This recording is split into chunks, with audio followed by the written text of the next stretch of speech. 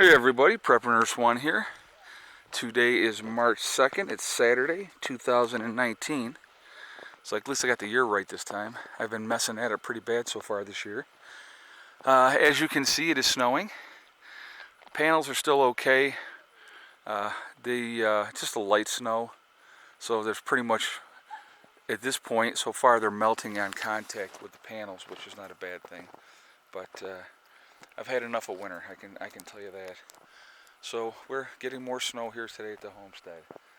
Okay, so before we jump into the topic of the video, I wanted to really just bring up a topic really quick.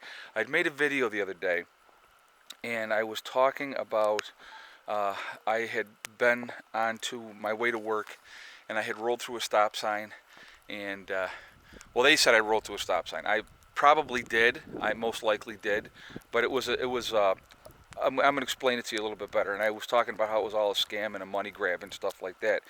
And so I had a lot of people who were like, oh, well, if you had stopped at this stop sign, you wouldn't have had a problem. And, how important it is to stop at stop signs. And so first of all, let me ask all of you who said those type of things. How many of you go up to a stop sign and go 1001, 1002, 1003? Okay, now I'll go.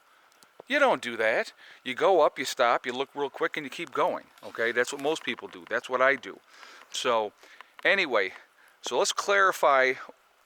There's a little town called Mount Morris, and it has a nursing facility called Murray Hill, and that's where I was working at the time. So this is going back a few years ago, guys. So it's not like this was anything recent. So, anyway, I was on my way to work, and I worked nights, okay, at the time. And so I was probably quarter to 11 at night. So first of all, there's no little kids out there because we were like, well, kids could be out running around and, blah, blah, blah. There's two ways to get into this facility, and you have to go uphill both ways, okay? So you would come around this bend, and the town cops had set up, basically they were doing a trap on both entrances. And this particular night that I got my rolling through the stop sign ticket, I believe it was at least 6 other people the same exact night had the same ticket. Now, we could speculate and say that we were targeted because we had jobs. They knew we were on our way to work, and so that's why they were laying in wait, if you will, to give tickets to say that we were rolling through these stop signs. So now, anybody that knows Mount Morris, New York, knows that has a huge drug problem in that area. So why aren't these cops out really looking for true criminals, people that are, selling drugs and using drugs and this type of stuff? And I'm not talking about marijuana, guys. I'm talking about the harder stuff, okay? So why aren't they targeting those people instead of hardworking people that are trying to go to work and make a living? No, we're going to go after them. So again, let's reiterate this. So it's quarter to 11 at night. Nobody's out there. I come up to this stop sign. I look real quick. Nobody's there, so I continue to go. There is no foul, no crime committed, in my opinion. Nobody's hurt. So it's a revenue grab. That's what it was. Now, I wasn't whining about that. Some people were saying that I was whining about it, and I wasn't whining about it. I'm just saying it's a scam that the local cops do to screw people out of money, and they're screwing the hardworking people out of money because, they know we have the job that we could pay these fines and jump through their hoops and play their games. Like I said, when I was younger, when I had rolled,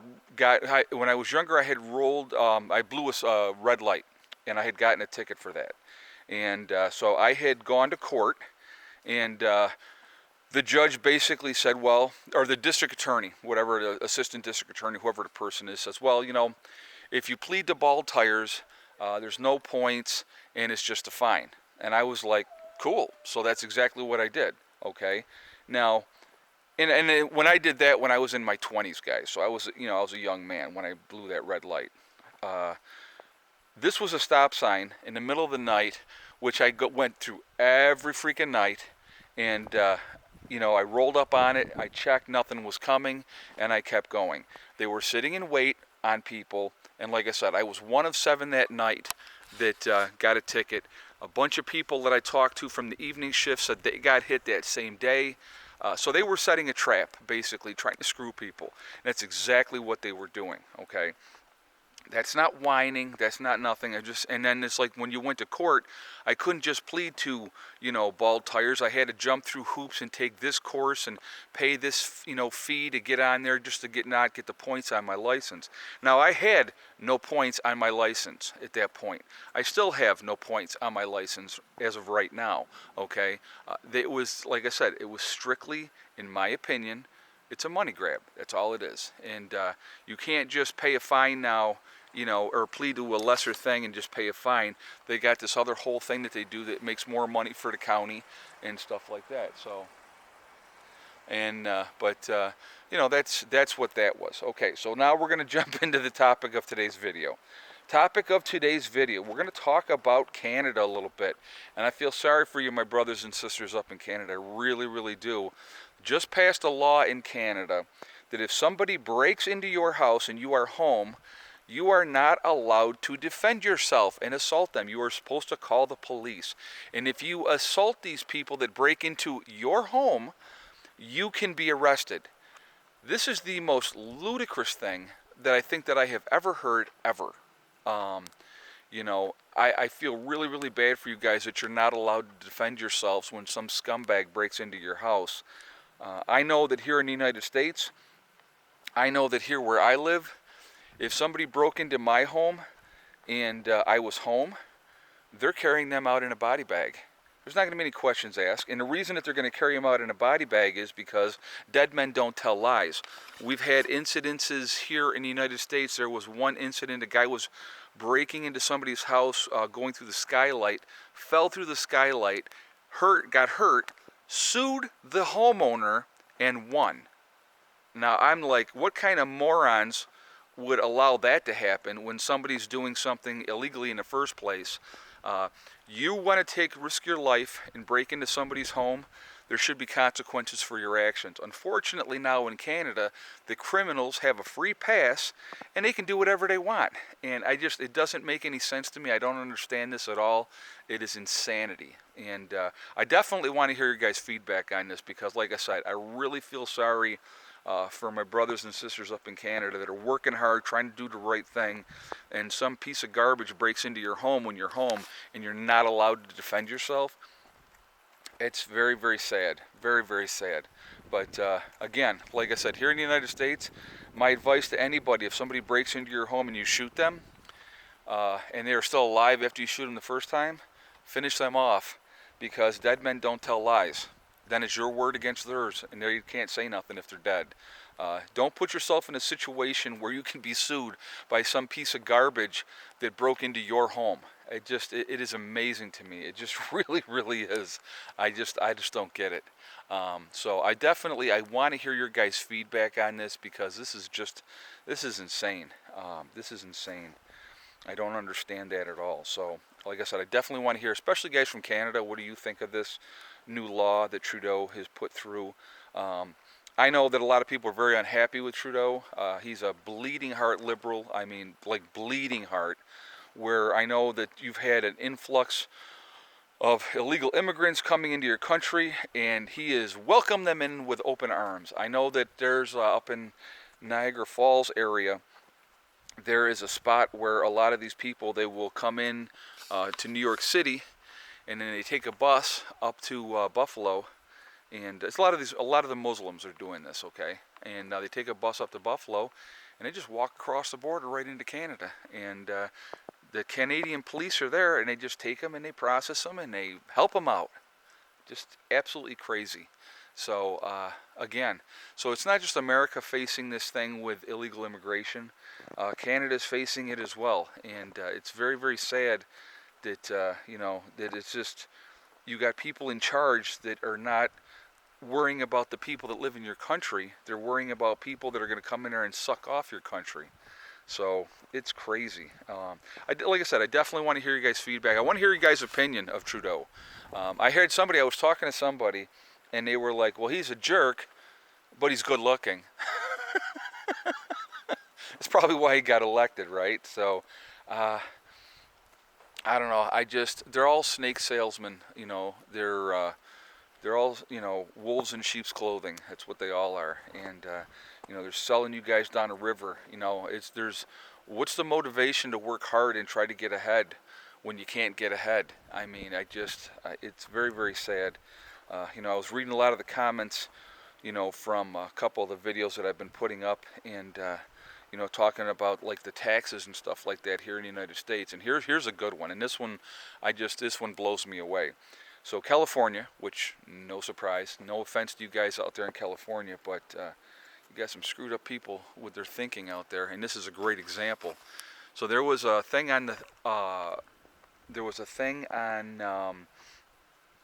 ballot to raise the gasoline tax and to raise the registration fee. I think it was like $5 or something for the registration fee, and I'm not sure how much the percentage on the tax on gas was. And both of them were approved, voted in by the people of California. And I'm like, really? What is wrong with that? There's something wrong with that picture. I mean, I will say now, in defense of this wonderful state of New York that I live in, we were the third most moved out of state in the country. So congratulations to the people that got out of New York. If I could do it, guys, I would myself.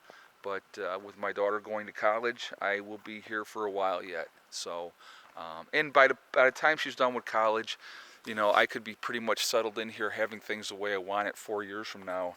So I may not be going anywhere. Time will tell. But I do love where I live. I love the change of seasons. Winter's way too long. So, but it's just it is what it is. So, but. Yeah, the taxes, guys, they're just slowly squeezing people to death. They really, truly are. So, it's, see, the sky's pretty overcast here today. But anyway, so on that note, let me say, I mention real quickly on my website, we are still doing our sale, and that is going to be running until tomorrow will be the last day of that, and it'll be midnight West Coast time tomorrow.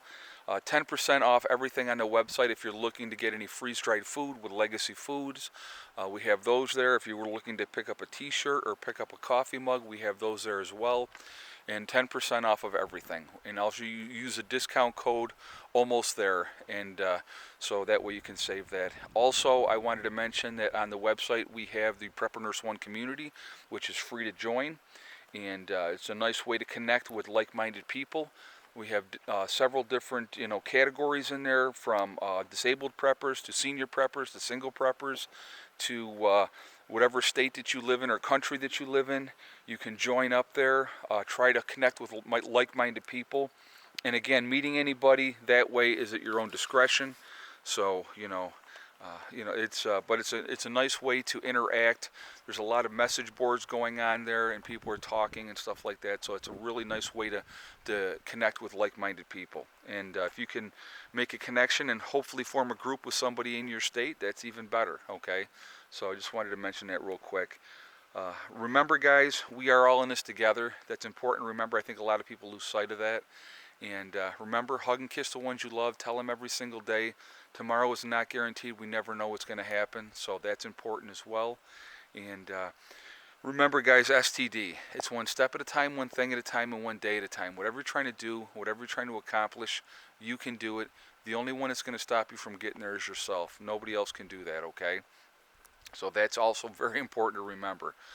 Hang in there. Stay positive. Stay away from the negativity.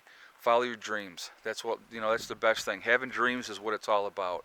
So I hope everybody's doing well, and I will talk to you all tomorrow. Prepper Nurse One, out for now.